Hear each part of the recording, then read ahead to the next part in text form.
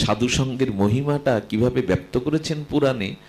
ঘটনাটা হলো, এক জঙ্গলের মধ্যে দ্বাদশ মানে 12 জন দস্যু, তারা দস্যুবৃত্তি করে পাহাড় জমিয়েছে সমস্ত সম্পদের। তো আজকে জমিদার বাড়ির মেয়ের বিয়ে, কালকে আজকে গয়না টাকা পয়সা আনা হয়েছে, ওই বাড়িতেই টার্গেট।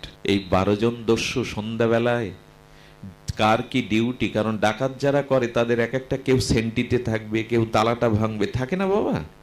ওরা পরিকল্পনা করতে করতে দেখে তালা ভাঙার যিনি সদস্য, তিনি আজ অসুখের কারণে আসতে জানিয়েছেন, আমি যেতে পারবো না।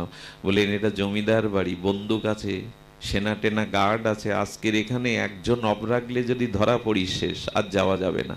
হঠাৎ করে বুদ্ধিমান একজন দস্যুর মধ্যে বলছেন, আচ্ছা আমি এই প্রতিদিন যখন আসি আমাদের আস্তানায়, দেখি এক কুটিরের ভিতরে একজন বসে বসে জব করে, তাগড়া যুবক, বেশ শরীর স্বাস্থ্য, ওকে কাজে লাগালে হয় না?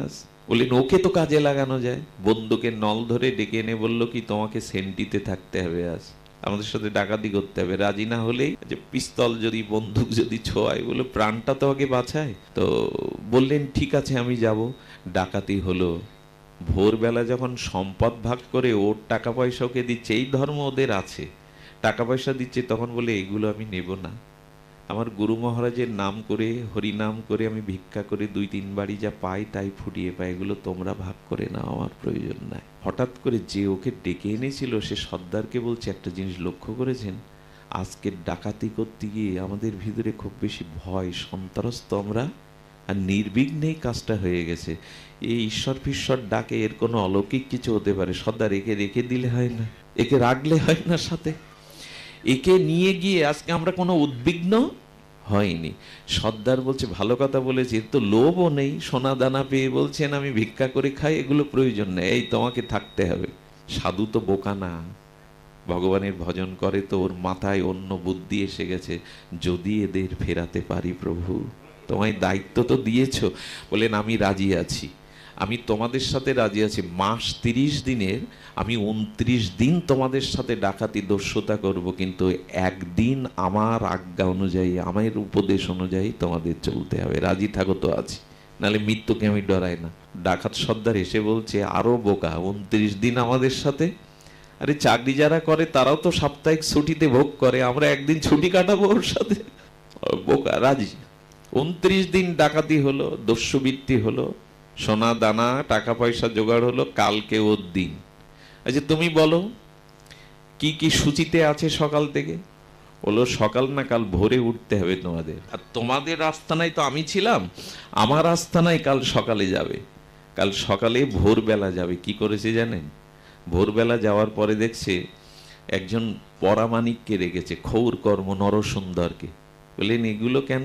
বলে এখন আজকের দিন আমার, 29 দিন আমি তোমাকে তো কথা দিয়েছ, আজকে তোমাদের এই চুল দাড়ি ক্ষৌর করবে ও, মাথা মুন্ডন করে। ডাকাত গোপে হাত বুলোচ্ছে, ওদের তো ওগুলো বাহার। বলে এইগুলো কাটলে? বলেন সর্দার মেনে নিন, ও তো একদিনের জন্য বলেছেন, আবার ওটা গজাবে। আচ্ছা ক্ষৌর কর্ম করা হলো, সরোবর থেকে, জঙ্গলের সরোবর থেকে স্নান করিয়ে আনা হলো, ওদের দাদা সঙ্গে রাধাকুণ্ডে তিলক করে দিলেন, ধুতি পরিয়ে দিলেন, আসন পেতে বসতে দিলেন, আর বললেন তোমরা এখানে বসে বসে অন্তত 108 বার আমার এই ভগবানের নাম তোমরা জপ করো, শ্রদ্ধা না হলেও, রুচি না হলেও করো। এই নাম যখন জপ করছে, ওদিকে কি ঘটেছে জানেন? ও সারাটা রাত কেঁদেছে, হে রাধা মাধব, আমি যদি তোমার নাম, তোমার চরণে আমার কিঞ্চিত ভক্তি থাকে, আমি আমার ভক্তি ওদের দান করলাম, ওদের পথ দেখাও, ওদের সুমতি দাও। আপনারা জেনে রাখুন, আপনার অজান্তে অন্তরালে কোনো ভক্ত যদি আপনার জন্য এরকম প্রার্থনা করে না, সঙ্গে সঙ্গে ভগবান সেই প্রার্থনা তিনি মঞ্জুর করে নেন। ভক্তের আশীর্বাদ, শ্রীগুরু করুণা। হরিদাস ঠাকুরের আশ্রমে বেনাপোল পাটবাড়িতে লক্ষ্য হীরার মতো পতিতা গেল, কোনো কথাই হয়নি হরিদাসের সাথে, ইশারায় বসতে বলেছে, চলে গেছে। 3 দিনে একজন পতিতা বৈষ্ণবী হয়ে গেল। কি করে গেল জানেন? হরিদাস বলেছিল হে নাম, হে নাম প্রভু, আমি যদি নাম নিয়ে থাকি, এই নামের কৃপা আমি ওকে দান করলাম, ওর চিত্তবৃত্তি ঘুরিয়ে দাও, ওর চিত্ত শুদ্ধ করে দাও। এই হরিদাসের প্রার্থনার দ্বারা 3 রাত্রিতে এই লক্ষ্য হীরার মতো পতিতা পরম বৈষ্ণবী হয়ে গেল। কোন ভক্তের প্রার্থনা যদি আপনার জন্য অর্পিত হয় না, ওটা ভগবানের কাছে পৌঁছে যায়। সঙ্গে সঙ্গে কি করেছে জানেন? ওই রাজ্যের যিনি রাজার রানী, প্রভাতে গোবিন্দ তাদের স্বপ্নেতে বললেন, ওরে আমার কৃপা যদি পেতে চাস, আশীর্বাদ পেতে চাস, ভক্তি যদি পেতে চাস, অমুক জঙ্গলে 12 জন সাধু আছে, পালকি চড়িয়ে তাদের সংবর্ধনা দিয়ে আজকে রাজ পরিবারে বৈষ্ণব সেবা দাও, হরিনাম সংকীর্তন দাও। এই স্বপ্ন দেখিয়ে দিলেন রাজা রানীকেই গোবিন্দ। আহারে, ভক্তের প্রার্থনা। আমি মনে করি কি, প্রার্থনার এমন একটা ক্ষমতা আছে জানেন, আপনি প্রণাম করলে ভক্তকে, প্রার্থনা যদি কোনো ভক্ত করে, আচ্ছা ওই মোবাইলের কয়েকটা নাম্বার টিপলে যদি এখন আমেরিকায় আপনি কথা বলতে পারেন, এই যন্ত্রের শক্তিতে ভক্ত এখান থেকে প্রার্থনা করলে পৃথিবীর অপর প্রান্তেও সেই করুণাটা পেয়ে যাবে। এই শক্তিটা আছে ভক্তির, সাধনের এই ক্ষমতাটা আছে। শুধু ভক্তগণ, একজন প্রশান্ত মহাসাগরে জাহাজে ডুবে যাচ্ছে, তিনি ছিলেন লোকনাথ বাবার শিষ্য। বাবা লোকনাথ রনে বনে জঙ্গলে পড়লে তো তুমি রক্ষা করো। দেখলেন একটা বড় হাত পুরো জাহাজটাকে মুষ্টিবদ্ধ করে বালু চড়াইতে ঠেকিয়ে দিলেন। বারুদিতে আসার পর বলেছিল, তোর জন্য আমার হাত আমেরিকা পর্যন্ত চলে যায়। পারে না কি সাধুরা, মহাত্মারা? পারে। জীবনে যদি কারোর প্রতি ভরসা করতে হয়, তবে প্রকৃত সদ্গুরু সাধুর প্রতি ভরসা করুন। এরা যতটা ব্যথা বোঝে আপনার, অন্য কেউ ব্যথা বুঝবে না। কারো জীবনে যদি প্রকৃত কোনো বান্ধব, তবে সাধুকে বন্ধু করুন। গুরু বিনা বন্ধু নাই, বৈষ্ণব বিনা কোনো বান্ধব নাই জগতে। বন্ধু বান্ধব সমাজে টাকা পয়সা রূপ যৌবন থাকলে অনেক পাবেন, কিন্তু এরাই হলো প্রকৃত বন্ধু। যে আপনার আত্মকল্যাণ চায়, যে আপনাকে ভগবানে ভক্তি দিতে চায়, এরাই প্রকৃত বান্ধব, এরাই প্রকৃত জগতে বান্ধব। তো কি করেছেন ওই রাজা আজকে নিজে মন্ত্রী পাঠিয়ে 12টা পালকি পাঠিয়ে তাদের অভ্যর্থনা দিয়ে এসে বলছেন, সাধুগণ রাজা আপনাদের ডেকেছে, আপনারা পালকিতে উঠুন। দস্যুগুলো ভাবলো এটা সাধুর কোনো কারসাজি নয় তো, আমাদের ধরিয়ে দেবে না তো। সাধু হাত জোর করে বললেন, সকলে পালকিতে ওঠো। তোমরা সারা জীবন ডাকাতি করেছো, আজ আমি ডাকাতি করতে যাব, তোমাদের নিয়ে ওঠো পালকিতে। পালকিতে উঠে এভাবে রাস সংবর্ধনায় তো কখনো ভাগ্যে জোটেনি। যেই গেল মা, সেই রানীমা নিজে ওদের পা ধুয়ে দিলেন, পদস্খলন করলেন, প্রক্ষালন করলেন। পদপ্রক্ষালন করে রানীমা ওদের আরতি করে ফুল ছড়াতে ছড়াতে নিয়ে গেলেন। তাদেরকে আরতি বন্দনা করার পরে রানীমা রাজভোগ রান্না করে তাদের নিজে হাতে হাত জোর করে সেবা করালেন। শেষ বিদায় বেলা রাজা রানী দুজনে প্রণাম করে সিন্ধুক হতে মণিমুক্ত এক একজন সাধুকে প্রণামী দিলেন। তারা যখন ফিরে এলো, তখন কুটিতে আসার পরে সর্দারকে বলছে, সর্দার সারা মাস ধরে যা করেছেন ডাকাতি করে, এই যে দামি মণিরত্ন না, এগুলো জীবনে কিছু করা লাগবে না, এইগুলো আপনি নিয়ে যান, আর আপনি কিছু করা লাগবে না, তবে আমি আপনাদের আসি। ডাকাত সর্দারের চোখে জল কেন জানেন? জীবনে মানুষের গালি ছাড়া ভালোবাসা পাই। আজ রানী পা ধুয়ে দিল, আঁচল দিয়ে মুছিয়ে দিল, নিজের সেবা দিয়ে সংবর্ধনা দিল। জীবনে কখনো তো এই প্রাপ্তি, এই সম্মান, এই ভালোবাসা পাইনি। সর্দার তার সেনাদের ডেকে বলছেন সদস্যদের, এই সম্পদ তোরা ভাগ করে নিয়ে যা, আমার আর যাওয়া হবে না, আমি এর কাছেই থাকবো, আমার আর কোথাও যাওয়া হবে না, তোরা চলে যা। সর্দারদের সদস্যরা বলছেন, সর্দার আপনাকে নিয়েই আমাদের সব, আপনি যদি থাকেন আমরাও ফিরে যাব না, আমরাও এর সাথে থেকে যাব। আচ্ছা বাবা, পরশ পাথরের স্পর্শে লোহাটা সোনা হলো। এই লোহাটা যদি পাপীর ঘরের লোহা হয়, জরাজীর্ণ লোহা হয়, কোন নিচু ঘরের লোহা হয়, পরশ পাথর নিচু ঘরের বলে, জং ধরা বলে কি সোনা করবে না? যেমনই হই পাপী তাপী, প্রকৃত বৈষ্ণব সঙ্গ হলে, প্রকৃত মহতের সঙ্গ হলে পরশ পাথরের মতো তার জীবনটাও সোনা হয়ে যায়, তার জীবনটাও সোনা হয়ে যায়। এই জন্য মহাপ্রভুও স্বয়ং ভগবান হয়ে রায় রামানন্দের কাছে কৃষ্ণ কথা শুনতে যেতেন। যেতেন গদাধর পণ্ডিত গোস্বামীর কাছে, মহাপ্রভু চোখের জলে ভাগবত শুনতেন। এই জন্য সাধু সঙ্গে হরিকথা, ছিল গুরু মহারাজ বলেছেন, সাধু সঙ্গ হরিকথাই ভক্তি লাভের একমাত্র উপায়। ভক্তি প্রাপ্তির উপায় হলো সাধু সঙ্গে হরিকথা। সাধু সঙ্গ হরিকথাই পারে আমাদের এই শুদ্ধা ভক্তি দিতে।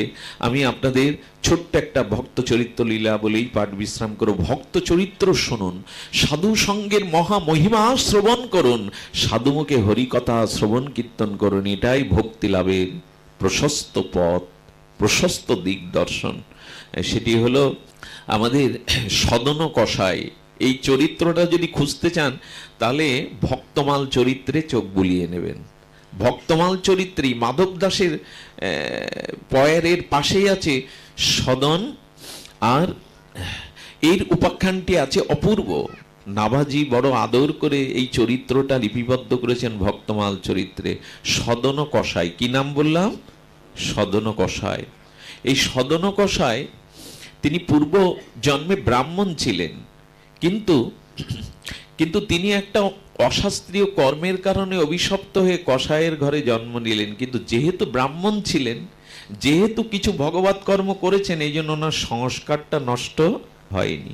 দেখুন, প্রারব্ধ কিন্তু আপনি যতই ভগবানের ভজন করুন, ভগবান আপনার পাপ মুক্ত করবে। অগং ধন্যন্তি কাৎসেন নিহারণি বা ভাস্করা। ভাগবত বলছেন, সূর্যের উদয় হলে ঘাসের উপরে বিন্দুগুলো যেমন শুকিয়ে যায় সূর্য কিরণে, তেমন ভগবানের শরণ নিলে, সঙ্গ করলে, হরি নাম আশ্রয় করলে অনন্ত জন্মের পাপও শুকিয়ে যায়। কিন্তু আপনি পূর্ণ পেতে পারেন, ভক্তি পেতে পারেন, পাপ ক্ষয় হবে, কিন্তু পূর্বজন্মের প্রারব্ধ কর্মফল কর্মের দ্বারা ছাড়া, ভোগের দ্বারা ছাড়া নষ্ট। এই জন্য অনেক সাধু মহাত্মা আর মুক্ত পুরুষেরও জীবনে রোগ শোক ব্যথা দেখা যায়, কারণ কর্মফল গোবিন্দ, প্রারব্ধ গোবিন্দ মুছিয়ে দেন না। কেন জানেন? এই প্রারব্ধ ভোগ না হলে ওকে আবার আসতে হবে, তাই গোবিন্দ প্রারব্ধটা ভোগ করিয়ে নেন। তবে গোবিন্দ প্রারব্ধ ভক্তরা যখন ভোগেন, পাশে এসে দাঁড়ান। গোবিন্দ চোখের জল ঘুচিয়ে দেয় না, কিন্তু মুছিয়ে দিতে আসে। বলে, তুমি কাঁদলে যদি তোমার এই জন্মের প্রারব্ধ ক্ষয় হয়, কাঁদো, আমি তোমার কান্নাকে আমি কান্নাকে রুদ্ধ করব না, কিন্তু আমি তোমার পাশে মরমই হয়ে চোখের জল মুছিয়ে দিতে পারবো। তো ভগবান প্রারব্ধ নাশ করেন না। এই জন্য অনেক মহাত্মা, অনেক ত্রিকালজ্ঞ যোগীর ভিতরেও রোগ শোক দেখা দেয়। এগুলো পূর্ব জন্মের প্রারব্ধ। তো উনি প্রারব্ধের কারণে, একটা অন্যায়ের কারণে উনি আজ কসাইয়ের ঘরে জন্মে। কসাইয়ের ধর্ম কি? মাংস বিক্রি করা, পশুগুলোকে হত্যা করে কেটে সেটা মাংস বিক্রি করা। কিন্তু উনি চিন্তা করলেন ওনার হাত কাঁপে। ওই যে পূর্বজন্মের সংস্কার, আমাদের বর্তমান স্বভাবটা নির্ণয় হয়েছে কিন্তু পূর্বজন্মের কর্মের দ্বারা। আমাদের বর্তমান যে স্বভাব, গতি প্রকৃতি, রতি মতি, এগুলো পূর্বজন্মের সংস্কার। এই জন্য প্রত্যেকেই সমান হয় না, প্রত্যেকেই জ্ঞান লাভ করতে, কারণ পূর্ব সংস্কার টেনে ধরে। আর এই সংস্কারটা নিয়ন্ত্রণ করতে পারে একমাত্র ভক্তি বা ভগবত কৃপায়। ভগবত কৃপায় এই সংস্কার লোহা সোনা হতে পারে পরশ পাথরের জন্য। এই জন্য উনি কি করেছেন? উনি আর পশু হত্যা করেন না, কিন্তু ওনার পেশা ওটা। আচ্ছা, পাখি যদি মাছ ধরে জীবিকা নির্বাহ করে, আহার করে, ওটা কি ওর অপরাধ? অপরাধ না। সাধু মাছ না খেতে পারে, কিন্তু মাছ খাওয়াটা পাখির জন্য কোনো, ওইটা ওর প্রকৃতিজাত খাদ্য, ওইটাকে ওকে পেতে হবে, ওটাই ওর ধর্ম। তখন যার যা পেশা আছে, ক্ষত্রিয় বৈশ্য শূদ্র, সেই পেশায় যদি সে নিয়োজিত থাকে, কর্তব্য কর্ম করে, তবে তার উন্নতি ওইখান থেকেই শুরু হয়। কোনো পেশা ছোট নয়, কোনো জাতি, কোনো বর্ণ ছোট নয়, যদি তার স্বাভাবিক পেশাকে ধরে সে নিয়ম নীতি আদর্শ মেনে চলে। রুহিদাস জুতো সেলাই করত, কিন্তু তিনি পরম বৈষ্ণব হলেন। তার সেবা না দিলে ঘন্টা বাজলো না পাণ্ডবদের। তাহলে ওই পেশা কি তাকে নিচু করতে পারলো না। তো এই জন্য যার যেটা পেশা কর্ম, এটা কখনো হীন নয়, এটা নিচু নয়, যদি পেশাটাকে আদর্শের সহিত আপনি পালন করেন। তো উনি কি করছেন? দূর থেকে মাংস কিনে এনে মাংস বেচেন, তাহলে আর পশু হত্যা করার পাপটা, কিন্তু ওনার পেশা হলো ওইটা করা। উনি ওই করেই করছেন। কিন্তু একদিন ঘটনা শুনুন, এই ভক্তমাল আমার কাছে আছে, এটা একটু খুলে দেখবেন মাঝে মাঝে। এটা সদন কষায়ের কি বিচিত্র বৈচিত্র্য চরিত্র।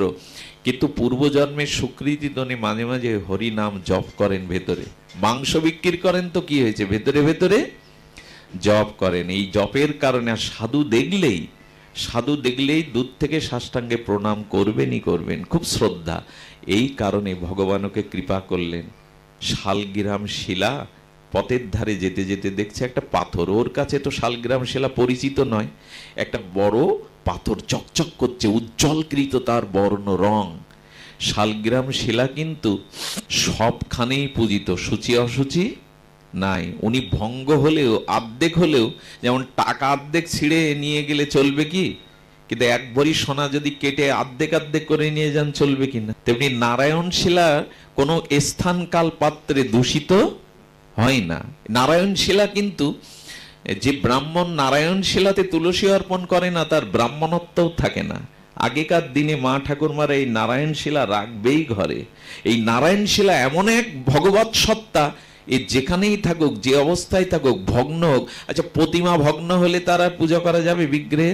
কিন্তু শালগ্রাম শিলা দুভাগ হলে দুই ভাবেই পুজো করতে হবে, দুটোই ভগবান, শাস্ত্রে এরকম বলা আছে।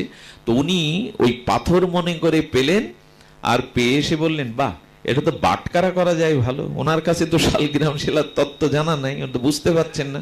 উনি করেছেন কি, 1 কেজি দিয়ে মাপছে যে বাটকারাটা এটা কাজে লাগবে মাংস বিক্রির জন্য। এই পাশে বাটকারা 1 কেজি দিয়ে দেখে সমান সমান, বলি বাহারে এটা ম্যাজিক, 1 কেজিরই কাজ করবে। ওমা 2 কেজি দিয়ে দেখে ও 2 কেজির মতো ওজন, ওটা তো চিন্ময়। 5 কেজি দিয়ে দেখছে, বলি বারে আমার তো আর অন্য বাটকারা টানা লাগবে না, যে যা নেবে এটাই পূরণ হবে। উনি বড় আদর করে নিয়ে বুকে জড়িয়ে ধরলেন। এমন কি পাথর গো, ওই যে 1 কেজি 2 কেজি 5 কেজি সবটাতে মিলে যায়। ওই বিক্রির করে আর মাঝে মাঝে হাতে নিয়ে বুকে নেয়, দেখতে ভালো লাগে, ওর প্রতি আসলে ভগবানের কৃপা তো, ওইটা ভালো লাগে, বুকে নেয় আর ওই মুখে হরি নাম করে। একদিন এক উপযুক্ত সদাচারশীল ব্রাহ্মণ ওই পথ দিয়ে যেতে গেছে, চোখ মিক করছে, মাংস বিক্রেতার পাথর। উনি কাছে এসে দেখলেন ওখানে চক্র চিহ্ন। আরে বাবা, এ তো সাক্ষাৎ নারায়ণ শিলা, এই দিয়ে মাংস বিক্রি করছে। আশ্চর্য। তখন বললেন, বাবা, ওনাকে তো আর বলতে পারছি না, বললেন, বাবা তুমি যা নেবে নাও, তোমার এই বাটকারাটা আমায় দিতে হবে বাবা, তুমি যার বিনিময় হয় এটা আমাকে কৃপা করে দাও। তো উনি বললেন, আপনি ব্রাহ্মণ, হাত জোড় করছেন কেন? আমি যা আয় করি তার অর্ধেকটা সাধু সেবায় দেওয়ার জন্য আমার প্রাণ খুব কাঁদে, আপনি নিয়ে নেন না, এটা একটা বাটকারা কি হবে। ব্রাহ্মণ নিয়ে গিয়ে তাকে উপযুক্ত শুদ্ধ করে অভিষেক করছেন, দধি দিগ্ধ, হ্যাঁ, ঘৃত মধু আর সমস্ত তীর্থের জল দিয়ে অভিষেক করে সিংহাসনে বসে অষ্টদল তুলসী দিয়ে পূজা আরতি করতে লাগলেন। পরের দিন রাত্রে নারায়ণ শিলা বললেন, আমাকে আমার জায়গায় দিয়ে এসো, আমি তোমার এখানে কষ্ট পাচ্ছি। ভাবা যায় মা, ভক্তি কি জিনিস, আমি কষ্ট পাচ্ছি। স্বপ্নের মধ্যেই বলছে, প্রভু ছিলে মাংস বিক্রেতার বাটকারা হয়ে, মাংসের মধ্যে আমি তোমাকে অভিষেক করে সিংহাসনে আসনে রেখে পূজারতি ভোগ লাগাচ্ছি, এখান তোমার কষ্ট হচ্ছে? বলে, কষ্ট হচ্ছে এই কারণে, ও মনে মনে আমাকে নাম শোনাতো, আমাকে নিয়ে যখন বুকে নিত না, ওর ওই সরল ভালোবাসাটা আমাকে বড় মোহিত করেছে, আমার এখানে থাকতে মন চাইছে না, আমাকে ওখানেই নিয়ে যাও। ভগবানের আদেশ লঙ্ঘন করতে পারে? সকালবেলা ওর কাছে গিয়ে বললেন, কে গো ভাই তুমি, কে তুমি? আমি তোমাকে চিনতে পারিনি, আমি অনুভব করতে পারিনি তুমি কোন স্তরের। আমি মাংস বিক্রেতা মনে করে ভুল করেছি। ওগো, তুমি যেটা পেয়েছো এটা সাধারণ নয়, এটা সাক্ষাৎ ভগবান, সাক্ষাৎ নারায়ণ শিলা, চক্রবর্তী চিহ্ন এতে। বললেন, বুকে জড়িয়ে ধরে কাঁদছেন আর বললেন, তোমাকে দিয়ে আমি বাটকারা বানিয়েছি ঠাকুর, এ ব্যবসার আমি ভিক্ষা করে খাবো তোমায় বুকে নিয়ে, আমি এ ব্যবসার করব না। ভিক্ষা করেন, ভোগ লাগান, মনে হলো আর সংসার না। এই দেখুন, ভগবানের কৃপায় উনি তখন লীলাচলে পুরুষোত্তম ক্ষেত্রে যাওয়ার জন্য পা বাড়ালেন। মাঝগানে গ্রামে এসে, ঘটনাটা খুব দুর্ঘটনা, সুঘটনা না, মাঝগানে গ্রামে এসে উনি তো ভজন করেন, পূর্বজীবনে ব্রাহ্মণ ছিলেন। ওনার যৌবন, দীপ্ততা, সৌন্দর্য দেখে এক নষ্টা রমণী, স্বামী পতিভ্রষ্টা নষ্টা রমণী বলল কি, সাধু বাবা আমার গৃহে আজ আপনাকে থাকতে হবে, আতিথ্য গ্রহণ করতে হবে। খুব ঘটা করে আর কপটতা করে প্রণাম করে নিয়ে গেল। রাত্রে কি করেছে জানেন? গভীর রাত্রে এসে বলছেন, আমি নিবেদন করছি আমাকে আপনি গ্রহণ করুন, আপনি আপনার রূপে গুণে মোহিত, আমাকে আপনাকে গ্রহণ করতেই হবে।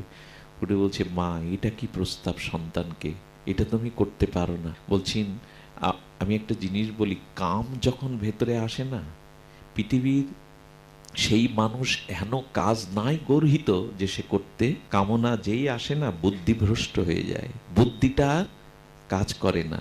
যখন বলছেন তোমাকে মেনে নিতেই হবে, আমার উদগ্র বাসনা তোমাকে পূর্ণ করতে হবে, উনি বললেন আমি মরে গেলেও এটি করতে পারবো না, আমি তোমাকে মায়ের দৃষ্টিতে দেখি। কি করলেন জানেন? ওই কামনার বশবর্তী হয়ে বুদ্ধিভ্রষ্ট ওই পাথর দিয়ে নিজের স্বামীকেই হত্যা করলেন, করে দরজার খিল দিয়ে চিৎকার করতে লাগলেন। লোকজন জগড় করে বললেন, আমার স্বামীকে মেরে আমাকে ভোগ করবার জন্য আমার ঘরে ঢুকেছে। উনি মনে মনে হাসছেন, বলছে, জগন্নাথ এটাও আমার প্রারব্ধে ছিল, আমি হাসি মুখে মেনে নিলাম। ভজন করলে কি হয় জানেন? সে ভেঙে পড়ে না, মানসিক রোগগ্রস্ত হয় না, অনুকূল প্রতিকূল প্রত্যেক পরিস্থিতি সে অনুভব করে এটাও তোমার দান, এটাও আমার কর্মফল শোধ হচ্ছে প্রভু, আমি হাসি মুখে মেনে নেব। সঙ্গে সঙ্গে বিচার করে ওই গ্রামের বিচারক তার দুটো হাত কেটে নিলেন, বললেন, সাধু বেশে এই অন্যায় করেছ, তোমাকে আমরা কারাগারে দিলাম না, দুটো হাত কেটে নিল। বললেন, আমার জগন্নাথেরও হাত নেই, আমিও যারে ভালোবাসি আমিও তার মতো হই। ভক্ত হলে এটা পারে, ভক্তি থাকলে না প্রতিকূল অবস্থার মধ্যেও ভগবানের কৃপাকে ভজন করার এটাই তো মহিমা। ভেঙে পড়ে না তারা, শেষ হয়ে যায় না। নমে ভক্তা প্রণশ্যতি, আমার ভক্তের বিনাশ, সে ভেঙে পড়ে না। সংসারে অন্তত ভালো থাকার জন্য ভগবানের ভজন করা দরকার, বিপদকেও সম্পদ মনে হয়, ভজনের মহিমা এটা। তো উনি যখন পুরীতে যাবেন, হাত দিয়ে রক্ত, ব্যান্ডেজ দিয়ে রক্ত পড়ছে, জগন্নাথের বড় করুণা হলো, পাণ্ডাদের বলল পালকি নিয়ে যাও, আরতি বরণ ডালা নিয়ে যাও, আমার পরম ভক্ত আমার কাছে আসছে, তার পথে কষ্ট হচ্ছে, যাও পালকিতে বরণ করে তাকে নিয়ে এসো। আহারি, সদন কষায়ের জন্য জগন্নাথ পালকি পাঠিয়ে ক্ষান্ত, উনিও পেছনে পেছনে চলে আসছেন ভক্তকে নেওয়ার জন্য। বন্দনা করলো, আরতি করালো, বললো জগন্নাথ পালকি পাঠিয়েছে, উঠুন আপনি। জগন্নাথ মন্দিরের সামনে যাওয়ার সাথে সাথে জগন্নাথ বললেন, আমাকে প্রণাম করবে, ওর তো হাত নাই। ভগবান সঙ্গে সঙ্গে আবার আগের মতো দুটো হাত তাকে দান করে দিলেন, দুটো হাত তাকে দান করে দিলেন। মন্দিরে প্রণত হলেন। জগন্নাথ প্রশস্তি আকারে বললেন, আর কোথাও যেতে হবে না,